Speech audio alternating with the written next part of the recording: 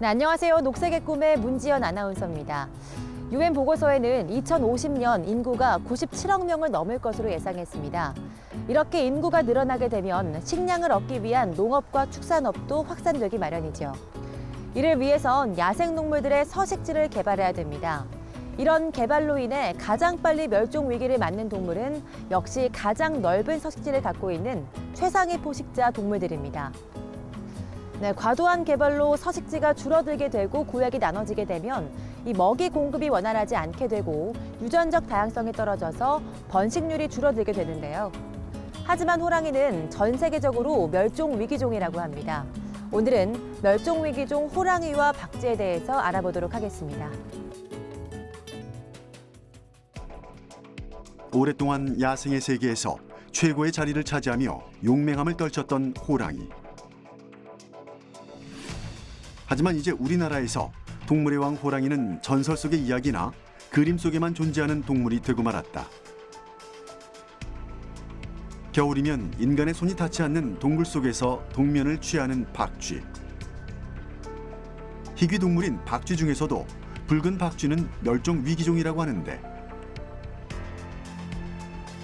호랑이와 박쥐는 왜 멸종 위기종이 됐을까?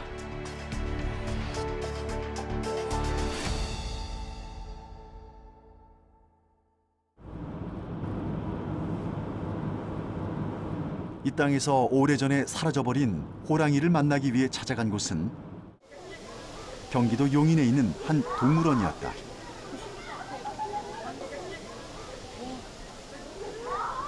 동물원 한쪽에 크게 마련된 호랑이 우리. 이제 우리가 살아있는 호랑이를 볼 수 있는 곳은 이런 동물원뿐이다. 주변에서 쉽게 볼 수 없는 영물인 호랑이는 수많은 동물들이 모여있는 동물원에서도 단연 인기가 최고. 이 호랑이들이 살고 있는 이곳은 과거 우리나라와 러시아에서 한국 호랑이들이 서식했던 자연 환경을 생태적인 연구를 통해 그대로 재현해 놓았다고 한다. 지금 여기에 있는 두 마리 호랑이는 수호랑 태백인데요. 이 친구들은 중국에서 새로 들어온 한국 호랑이고 또 다른 개체들은 이제 기존의 사파리 월드에서 사육하던 한국 호랑이를 이곳에서 이제 같이 사육하고 있습니다. 지난 2014년 4월에 태어난 이 녀석의 이름은 바로 수호. 2달 뒤에 태어난 수컷의 이름은 태백으로 모두 한국 호랑이다. 일단 가장 기본적으로 큰 특징은 다른 호랑이랑 비교했을 때 털이 길어요.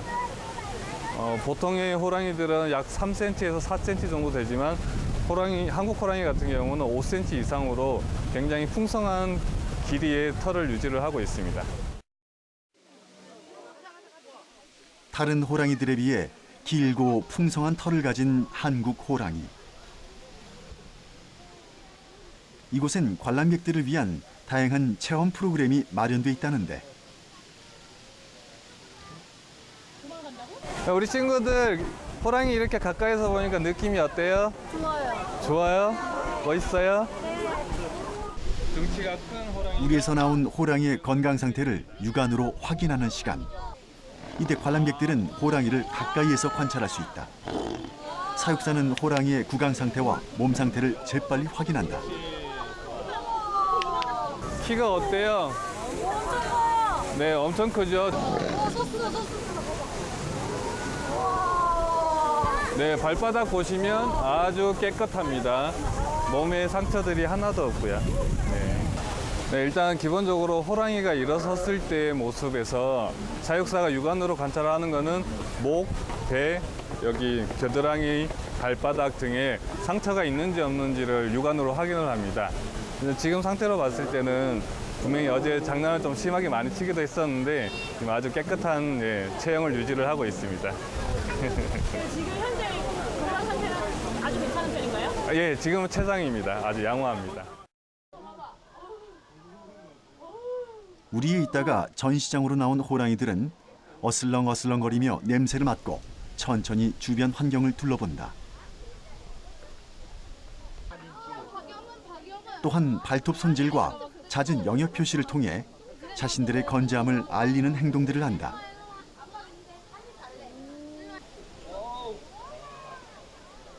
사람들에겐 분명 두려운 존재지만 또한 신비롭고 신기한 동물인 호랑이는 언제나 동물원의 인기 스타다.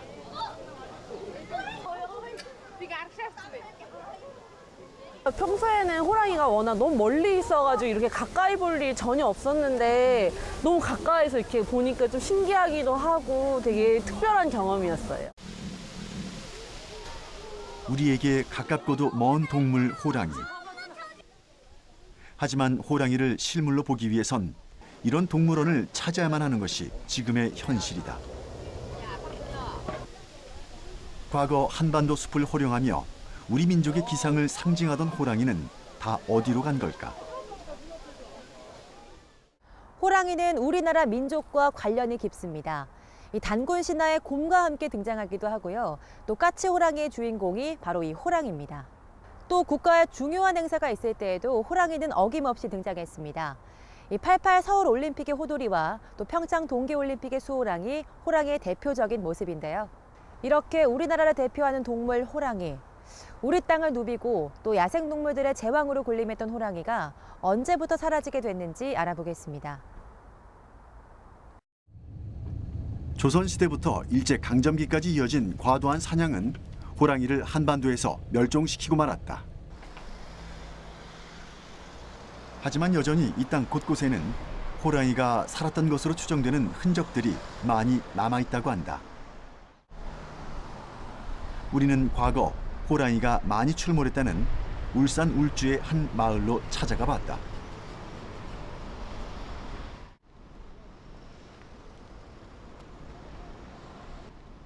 이곳에서 만난 사람은 국내뿐 아니라 중국, 러시아 등지를 돌며 한국 호랑이의 혈통을 찾고 있다는 호랑이 추적자 배성동 씨다. 일반적으로 생각할 때는 호랑이는 깊은 산중 제왕이다, 깊은 곳에 있을 거다 생각하지만은 백수의 제왕인 내가 호랑이가 왕인데 자기보다 무서운 존재가 없잖아요. 왜 깊은 산으로 들어가요? 먹이가 많은 물가 내지는 골짜기 이런 데로 호랑이는 들어갑니다. 그와 함께 호랑이의 흔적을 찾아 나섰다.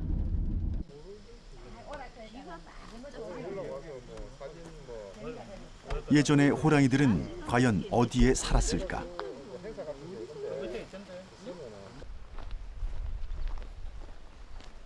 깊은 산속, 아무도 범접할 수 없는 곳에서 먹잇감을 노리며 숨어 지냈을까?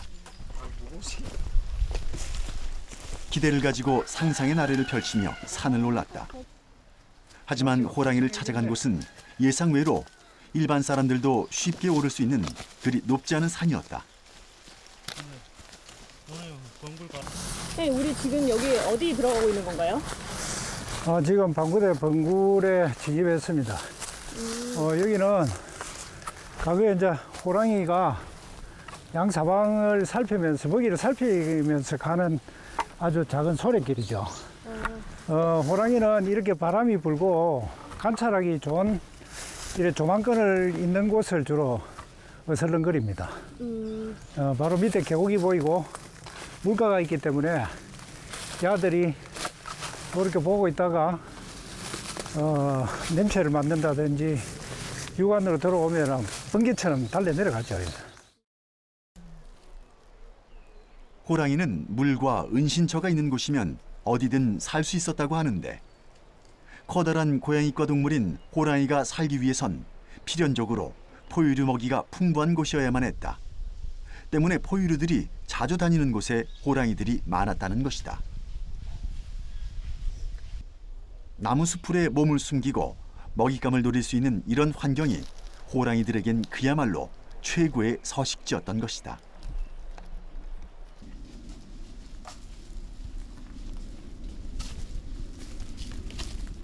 과거 호랑이가 지나다녔을지도 모르는 길들을 지나 비탈진 산길에 다다르자 보이는 것이 하나 있었다. 바로 범굴로 추정되는 작은 굴이다. 생각보다 좁은 입구. 이곳에서 호랑이가 살았을까? 그 여기는 이 방구대에 새겨져 있는 이 호랑이와 표범이 서식을 했던 곳으로 추정되는 방구대 범굴입니다. 마을 사람들이 여기에 이제 높은 산에 조망권이 탁월한 이 지역을 두고 이제 범이 살았다 해서 범굴이라고 이름이 지었어요. 약 60cm 정도 됩니다. 60cm 되고 폭이 한 1m 되는 아주 낮은 굴입니다.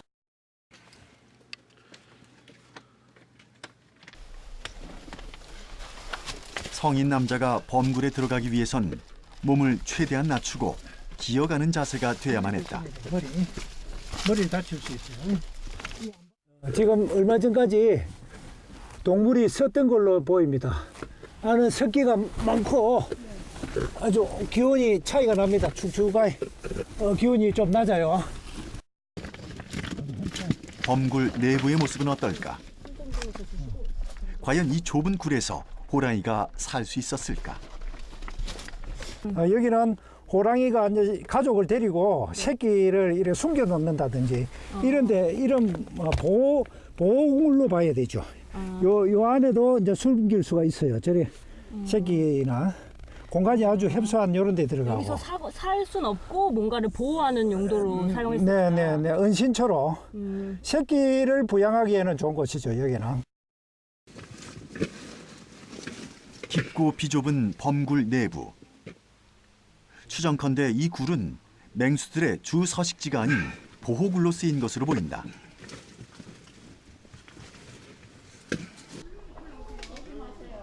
사람이 인위적으로 만든 굴이 아닌 자연굴로 보이는 이 범굴은 내부 습도가 높으며 곱등이, 노래기 등의 생물들이 관찰된다고 한다.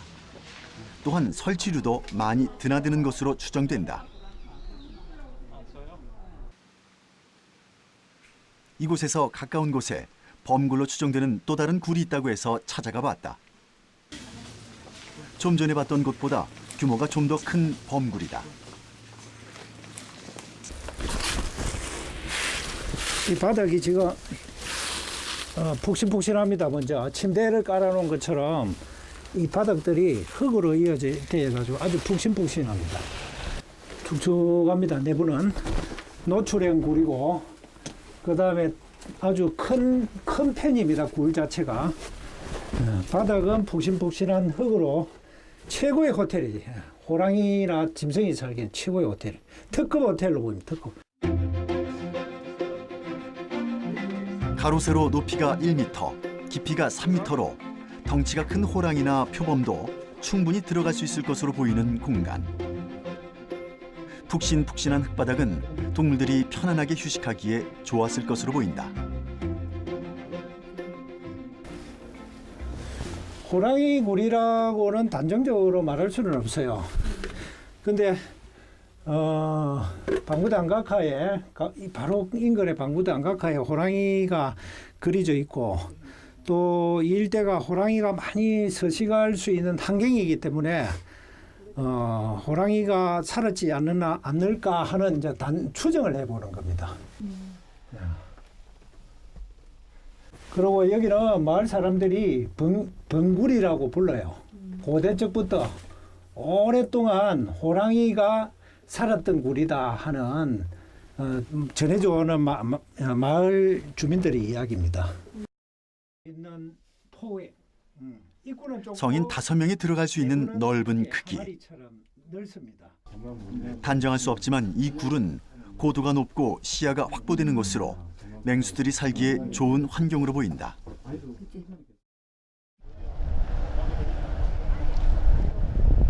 범굴과 멀지 않은 곳에 반구대 암각화가 새겨져 있는 곳이 있다고 해서 그곳으로 발걸음을 옮겼다. 이 지역에선 유명한 관광 명소 중에 한 곳이기도 한데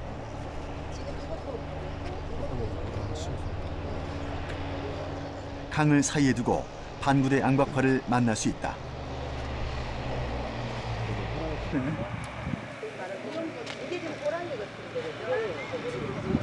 호랑이 보여요. 선명하게 보여요. 여기서는. 우리나라에서 발견된 선사시대 암각화 중에서 가장 오래된 울산 대곡리 반구대 암각화, 호랑이, 표범, 늑대, 여우를 포함한 약 300여 점의 그림들이 새겨져 있다. 이게 이제 학대한 암각화인데요. 여러 암각문 중에서 가장 중심에 한가운데 돋보이는 게 바로 이 호랑이입니다. 호랑이. 여기가 과연 호랑이의 고향이었구나. 메카라는 걸 이 서가 있는 호랑이가 말을 해주는데요. 호랑이 외에 전박이, 표범이 이렇게 중간에 있고 다른 이웃하는 호랑이들도 같이 한 곳에 이렇게 집중적으로 모여 있습니다. 한국의 마지막 호랑이는 1921년 경주 대덕산에서 잡힌 것으로 알려져 있다. 그 이후로 1940년대에도 호랑이를 봤다는 소문이 돌긴 했지만 공식적인 기록은 그때가 마지막이었다.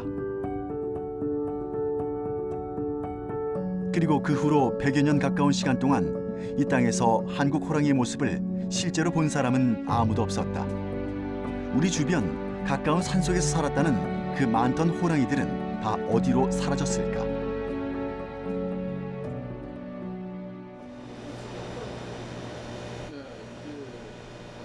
호기심을 안고 찾아간 곳은 서울대학교. 이항 교수는 중국과 러시아, 미국 등을 돌아다니며 20년 가까이 한국 호랑이 혈통 찾기 위한 연구를 하고 있다. 그리고 끈질긴 추적 끝에 놀라운 사실을 알아냈다.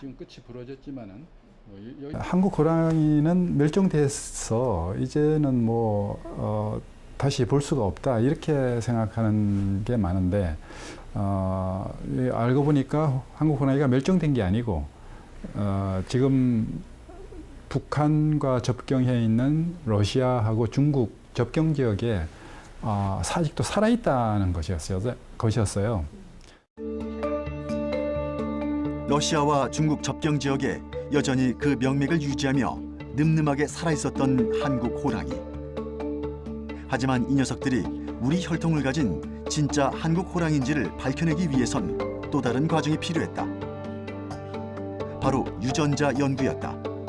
하지만 이미 한반도에서 사라진 한국 호랑이의 표본을 찾는 게 쉬운 일이 아니었다.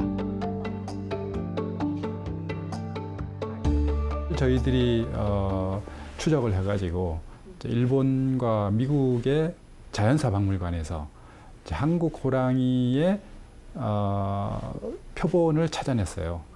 그 표본에서 DNA를 추출해가지고 지금 러시아에 있는 시베리아 호랑이하고 비교를 했더니 완전히 똑같은 거예요. 표본에서 DNA를 추출해 비교한 결과 러시아의 시베리아 호랑이와 한국 호랑이가 같은 혈통임이 밝혀졌다. 지금은 이들을 통칭해 아무르 호랑이라고 부르기도 한다. 현재 중국과 러시아의 접경 지역 그리고 연해주 지역에 살고 있는 아무르 호랑이는 약 500에서 550마리 정도로 추정된다. 이들의 개체수 조사는 무인 카메라를 통해 이루어지기 때문에 정확한 수치는 아니다. 신성한 동물로 여겨지며 권력과 수호의 상징이었다는 호랑이.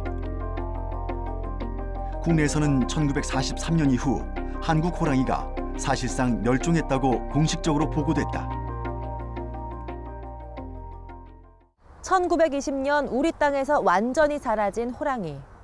전문가들은 시베리아 호랑이가 사라진 이유는 일제강점기 때 해수구제라는 이름으로 시행된 무분별한 사냥이 원인이라고 합니다.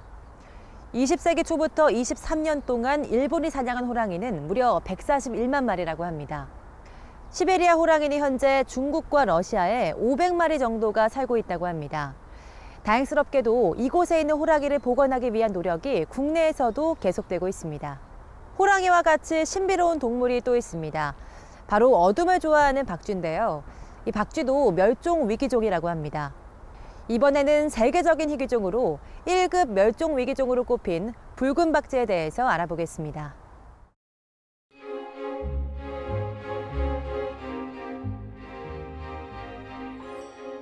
온통 설원으로 둘러싸인 겨울산. 하얀 눈이 소복하게 내리던 날, 박쥐를 찾아 떠났다.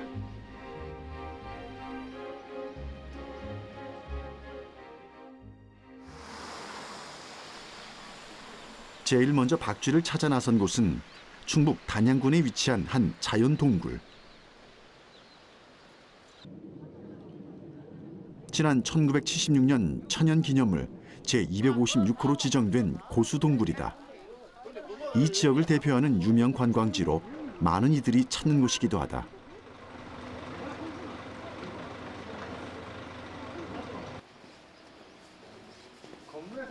이곳에서 20년 동안 근무하며 박쥐 서식지와 개체수 변화를 관찰했다는 강종민 씨와 함께 동굴에 들어가 보기로 했다.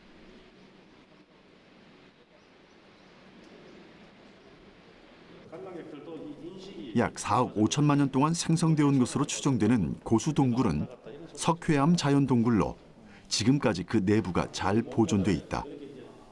현재 개방된 길이는 약 1.7km 구간.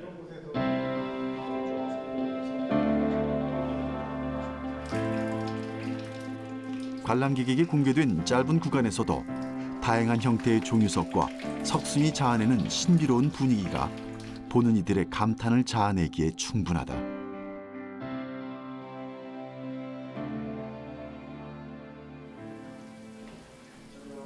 고수동굴에서 제일 먼저 만난 것은 박쥐들의 먹이가 된다는 나방이었다.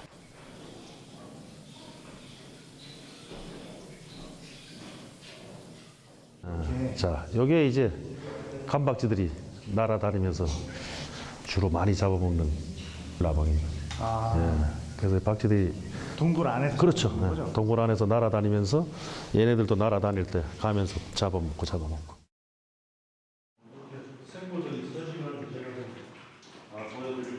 장님 굴새가 여기 있네. 그죠? 저 하얀 게.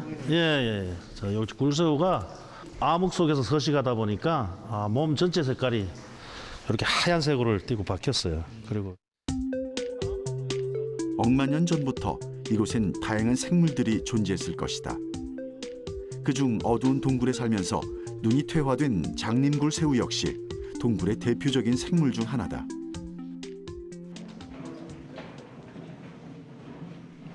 동굴의 또 다른 주인 박쥐는 과연 만날 수 있을까?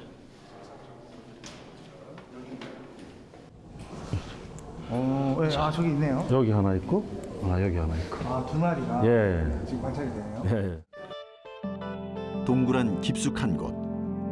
어둠 속에 몸을 숨기고 동면하고 있는 박쥐를 드디어 만날 수 있었다. 박쥐 중에서도 가장 대표적인 종으로 꼽히는 관박쥐다. 동굴에서 가장 많이 서식하고 있는 대표적인 관박쥐입니다. 관박쥐 지금 한 마리 있고, 저기도 한 마리 있는데, 보통 뭐 예전에는 박쥐가 상당히 많았는데 요즘 그 개체수가 많이 줄어들었어요. 개체수가 줄었어요? 예. 전체적으로 어두운 회색을 띠는 관박쥐는 주로 동굴 내에서 작은 무리를 이루어 서식하는데 현재 이곳에선 두 마리만이 관찰됐다.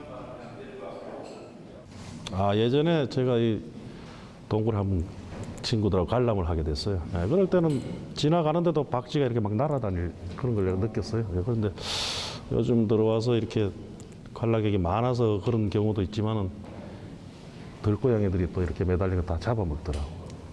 예. 그래서 먹이 사슬이 무너지고 이런 관계로 인해서 이 박쥐 개체수가 많이 줄어진 것 같습니다.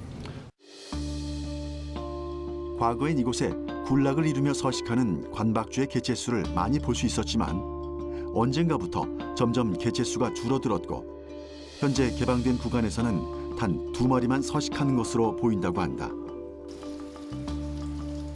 이는 동굴이 개방되면서 사람이 출입하고 들고양이 등 야생동물들이 드나들며 동굴 내 먹이 사슬에도 영향을 준 것으로 보인다.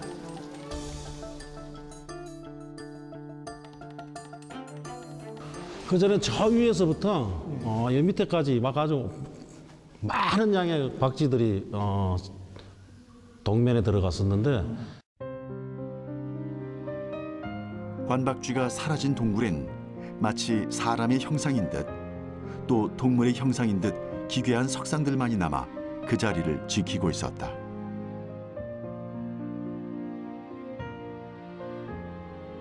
그렇다면 그 많던 박쥐들은 다 어디로 갔을까?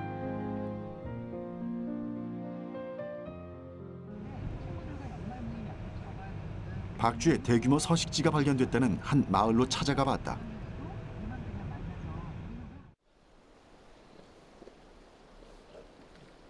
전라남도 무안에 위치한 전형적인 시골 마을.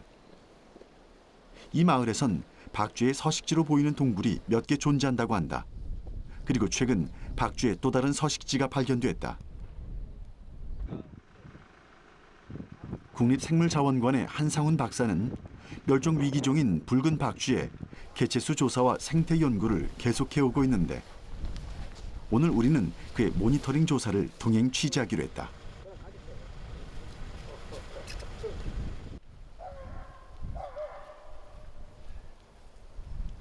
이번엔 많은 수의 박쥐들을 만날 수 있을까?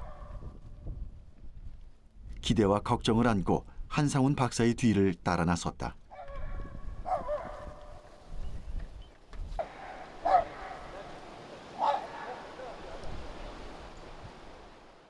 박사님 지금 보니까 여기는 지금 나무도 이렇게 많이 베어져 있고요. 네. 사람의 흔적이 작업하는 흔적이 되게 많은데 이런 곳에서 박쥐가 사는 이유는 뭔가요? 지금 그 나무를 이렇게 자르고 한 거는 전체를 갖다 산을 갖다가 이용하기 위해서 벌목한 게 아니고 이 그 굴의 입구 주변이 경사가 심한 그런 거 나무가 쓰러지면 위험하기 때문에 굴 입구 주변에만 지금 나무를 벌목한 거고요. 산비탈 아래 자리한 동굴은 입구에 출입문까지 달려있는 데다 얼마 전까지 사람들이 드나들었던 흔적이 남아있다. 그 주변으론 벌목한 나무들도 여기저기 흩어져 있다.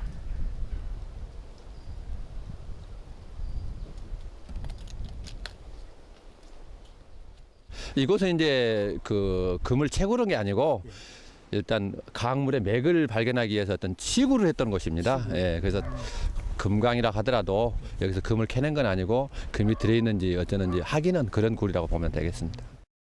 한번 들어가 보시죠. 예. 과거 금맥을 확인하기 위해 인위적으로 팠다가 폐광된 동굴이라는데 과연 내부는 어떤 모습일까? 실제로 여기 장독이 이렇게 있네요. 네, 장독이 있습니다. 일제 강점기 때 판 것으로 추정되는 폐광 내부에는 장독대와 전기시설 등 최근까지 사람들이 이용했던 흔적들이 곳곳에 남아있는 모습이다. 여기는 지금 마을 주민들이 그 여러 가지 매실이라든지 그런 걸 그 숙성시키기 위해서 이 동굴이 그런 거 좋은 창고 역할을 하니까 갖다 놓고 숙성시키고 있는 거죠.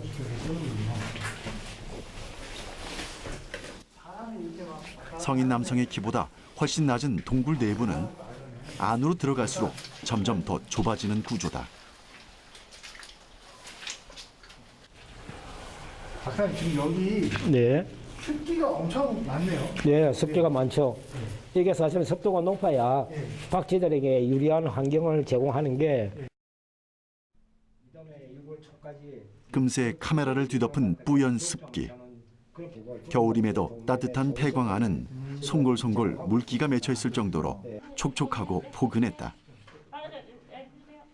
지금 보니까 적어도 습도가 80% 가까운 높은 그 동굴을 갖다가 붉은 박쥐가 선호한다고 돼 있는데 그 이후에 이제 붉은 박쥐의 경우 그 겨울에 잠을 자면서 피부가 건조해지면 그 피부가 건조해진 만큼 피부가 약해서 막이 찢어지는 경우가 있거든요. 그래서 여기 동굴들이 습도가 높은 동굴들이 대부분 붉은 박쥐가 많이 서식하고 있습니다. 지금 여기 지금 랜턴 보니까 여기 지금 안에 물기가 수증기가 막 지나가요. 예, 그렇죠. 그러니까 습도가 높다는 거는 그만큼 이 안에 온도가 따뜻하고 온화하다는, 지금 우리가 잠깐 입구에서 들어봤는데도 지금 이 동굴은 다른 그 동굴에 비해서 대단히 그 저기 온도가 높은 편이거든요.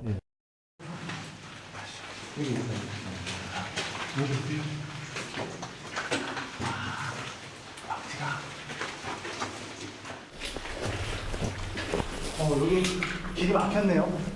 길이 막힌 건 아니고 이제 여기가 그 건맥을 캐기 위해서 수직굴로 해가지고 아래쪽으로 이렇게 이중 삼중굴을 팠던 흔적이 남아가지고 이게 그동안 이제 물이 계속 습도가 높으니까 물빨이 고여가지고 하나의 그 큰 물 저수지가 된 거예요.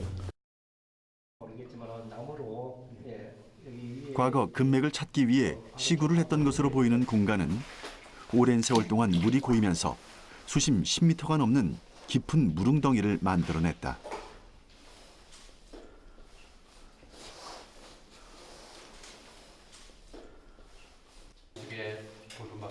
사람의 발길이 닿지 않는 깊은 폐광 안. 조심조심 주의를 기울이며 붉은 박쥐의 흔적을 찾아 더 깊숙이 들어가 봤다. 안쪽으로 들어갈수록 자연 동굴의 모습과 더욱 흡사하다. 그리고 드디어 깊은 폐광 안쪽에서 동면하고 있는 붉은 박쥐 무리를 발견할 수 있었다. 붉은 박쥐는 세계적인 희귀종으로 1급 멸종위기 야생 생물이다. 붉은 박쥐는 우리나라의 약 23종의 박쥐들 가운데 가장 따뜻한 그런 기후대를 온도를 선호하는 그런 약간의 남방계 박쥐입니다. 붉은 박쥐는 국내에선 1999년 전남 한평 고봉산 동굴에서 처음으로 발견돼 2005년 천연 기념물로 지정됐다. 전체적으로 붉은색을 띠는 몸통에 귓바퀴와 발가락은 검은색이다. 불빛을 비추면 황금색을 띈다고 해 황금박쥐라고도 불린다. 다른 박쥐들은 다 이렇게 팔을 갖다가 이렇게 차례짜서 비슷하게 매달려 있는데 여기 한 마리가 지금 펴가 있잖아요. 이거는 이제 잠을 자다가 얘가 기지개 펴듯이 몸이 너무 이제 딱딱하게. 붉은 박쥐의 동면을 방해하지 않고 외부 환경의 훼손을 최소화하기 위해 30분 이내로 연구 시간에 제한을 두고 있어 개체수 확인 후 폐광 촬영을 마쳤다. 우리가 지금 방금 들어갔던 동굴은 특히 거리는 좁은 데 비해서 동굴 깊이는 좁은 데 비해서 안에 가보시면 물웅덩이가 있고 또 천장에서 물도 떨어지면서 습도가 상당히 높은 걸 알 수가 있고요. 그다음에 입구가 이렇게 외부에 그런 추운 공기가 들어가는 걸 차단시키는 문을 만들어놨기 때문에 아래가 일정하게 높은 온도를 유지하고 있어서 붉은 박쥐에게 더더욱 겨울잠을 자는 데 있어서 좋은 조건을 제공하고 있습니다. 외부에 찬 공기가 들어가지 않게 입구를 막는 출입문이 폐광 내부의 온도와 습도를 유지시켜주면서 붉은 박쥐들이 서식하기에 좋은 조건을 갖추게 된 폐광. 붉은 박쥐들은 체온 유지를 위해 대체로 여러 마리가 한 군데에 모여 10월부터 다음해 5월에서 6월까지 8개월 이상의 긴 겨울잠을 청한다. 동면하기에 최적의 조건을 갖춘 이 폐광으로 붉은 박쥐들이 들어온 이유다.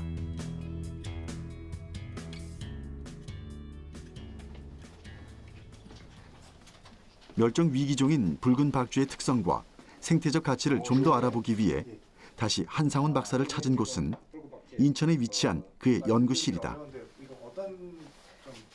우선 옆에 있는 박쥐가 보시면 색깔에서 상당히 이제 사실 날면은 조류라고 생각하기 쉬운데 포유류라고 구분되는 이 신체적 특성을 여기서 볼 수 있나요? 이건 수컷새라서 좀 보기가 어려운데 암컷의 경우에는 이 겨드랑이 사이에 젖꼭지가 달려 있습니다. 그리고 새끼를 놓을 때는 알을 놓는 게 아니고 새끼를 낳아요. 어미가 같이 날아다니고 젖을 먹입니다. 그래서 젖을 먹이는 동물, 그러니까 포유류죠.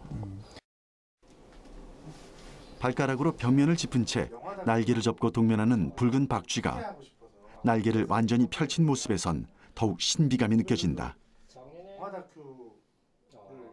전체적으로 황금빛을 띠는 붉은색은 주로 회색을 띠는 다른 박쥐에 비해 화려한 외형을 갖게 했고, 길이에 비해 폭이 넓은 날개는 주로 숲에서 먹이 활동을 하는 붉은 박쥐에게 유리하도록 발달됐다. 요 위에가 첫째 손가락, 그다음에 이게 가운데 여기가 가운데 손가락, 여기가 이제 약지가 되는 거죠. 비상을 하는 데 있어서 아주 이렇게 먼 장거리를 이동한다기보다는 그런 그 숲 내에서 장애물들을 피하면서 유연하게 활동하기, 그러니까 비상하기 위한 그런 박쥐들이 주로 이게 날개의 그 폭이 큰 편입니다. 붉은 박쥐의 연구가 국내에서 본격적으로 이루어진 건 2000년도부터다. 당시 61마리가 발견됐으며 이후 꾸준히 증가했는데 이는 환경적인 요인보다 서식지의 발굴이 활발해졌기 때문으로 보인다. 현재 발견된 개체 수는 약 300마리 정도. 이를 보호하려는 보다 적극적인 노력이 필요한 시점이다. 또 다른 붉은 박쥐의 서식지를 찾아 전남 무안에서 멀지 않은 한평의 한 마을을 찾았다. 외딴 곳에 있네요. 얼마 전까지 이곳에선 붉은 박쥐를 여러 마리 볼 수 있었다고 한다. 여기 동굴이 있네요.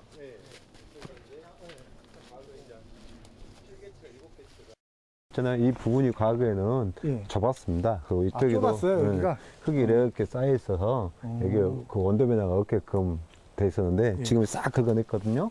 아, 이거 다 긁어냈어요. 네, 다 긁어냈고 여기 길이 새로 생겼잖아요. 그리고 여기 이렇게 흙 지금 보시면 알겠지만 이 정도는 지금 높아 있어요. 동굴 입구는 조금 우리가 기어 들어갈 정도. 그렇게 돼 있으면 지금 저렇게 돼 있지 않습니까? 개방된 입구를 따라 폐광 안으로 들어가 봤다. 혹시나 붉은 박쥐를 만날 수 있진 않을까? 지금 보니까 벌레들이 되게 많네요. 네, 동굴 생물들이 몇 개째 보입니다. 겁쟁이라든가 귀뚜라미 같은 하루살이 종류도. 텅 빈 폐광에서 가장 먼저 만난 것은 동굴에서 서식하는 귀뚜라미와 꼽등이. 폐광에는 붉은 박쥐 대신 곤충만이 남아 있었다. 이쪽 부분들이 이제 박쥐들이 이제 서식하고 있었던 곳인데 지금 상태에서 이제 한 마리도 안 보입니다. 몇 마리나 있었어요? 이제 관박쥐는 한 30여 개체, 그럼 붉은 박쥐가 7개체가 있었습니다. 불과 얼마 전까지만 해도 관박쥐와 붉은 박쥐가 서식하는 곳이었던 폐광. 그동안 이곳에선 무슨 일이 있었던 걸까?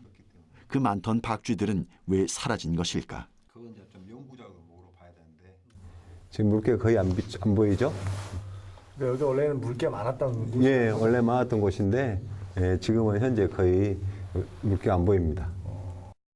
그리고 그 온도 변화가 지금 좀 보면 썰렁할 겁니다. 본래 동굴들은 항온 때는 따뜻하거든요, 겨울에. 근데 지금 보면 차는 기분이 있을 거예요. 이게 이제 변온으로 변했다는 거죠. 그래서 박쥐가 서식이 좀 이제 힘들어집니다. 이렇게 되면은. 입구가 개방되면서 박쥐의 서식 조건인 습도와 온도가 깨지고 이것에 적응하지 못한 박쥐들은 폐광을 떠날 수밖에 없었던 것이다. 아, 여기 있네요. 아, 근데 인간의 개입으로 인한 서식지 파괴를 막기 위해 안전장치를 마련해 놓은 곳도 있다. 이것은 우리 환경부에서 그 박쥐 서식지 보호를 위해서 구정을 설치했는데 이게 이제 야생 생물의 침입이라든가 그다음에 인간의 침입 이런 부분을 방지하기 위해서 이렇게 설치를 했습니다. 특히 이 서식지 그 안정적인 서식 환경을 유지하기 위해서는 그 온도 그다음에 수분이 제일 중요한데 이게 인간의 침입이나 이런 것이 이루어졌을 때는 그 환경표가 약간 환경이 변화가 옵니다. 이래서 박쥐가 서식하는데 문제가 생기거든요. 단지 동굴 입구를 막거나 열어놓는 것 같은 아주 단순한 행위일지라도 그곳을 서식지로 삼는 생물들에게 미치는 영향은 우리 생각보다 훨씬 큰 파괴력을 가질 수 있다. 생물종이 잘 유지되기 위해선 먼저 종의 특성을 이해하려는 노력이 필요해 보인다. 박쥐의 배설물은 상당히 그 유기물이 많기 때문에 동굴 내에 다른 생물들이 살아가는데 박쥐가 유일하게 외부 환경과 동굴 내의 환경을 이어주는 그런 거 연결 역할을 해요. 그래서 생태계를 유지해주는 동굴 내의 생태계를 유지해 주는데 가장 그 중요한 생물종이 박쥐입니다. 또 우리 인간에게 주변에 그런 여러 가지 건전한 생활 환경을 유익하게 해주는 그런 그 해충을 갖다가 조절해주는 또 역할자로서 대단히 우리 인간에게 유익한 동물이라고 볼 수가 있겠습니다. 야생동물은 한 번 멸종되면 되돌리기가 굉장히 어렵습니다. 하지만 이런 동물이 사라지면 그에 따른 파급 효과도 엄청난데요. 한 예로 미국의 옐로스톤 국립공원은 늑대가 사라지면서 초식 동물들이 많아졌고 그 때문에 초지가 황폐화됐는데요. 미국 정부는 늑대 복원을 위해 늑대를 데려와 공원에 방사시켰고 이때부터 초지가 회복됐습니다. 이를 위해 막대한 돈과 시간이 들었는데요. 우리나라의 경우도 마찬가지입니다.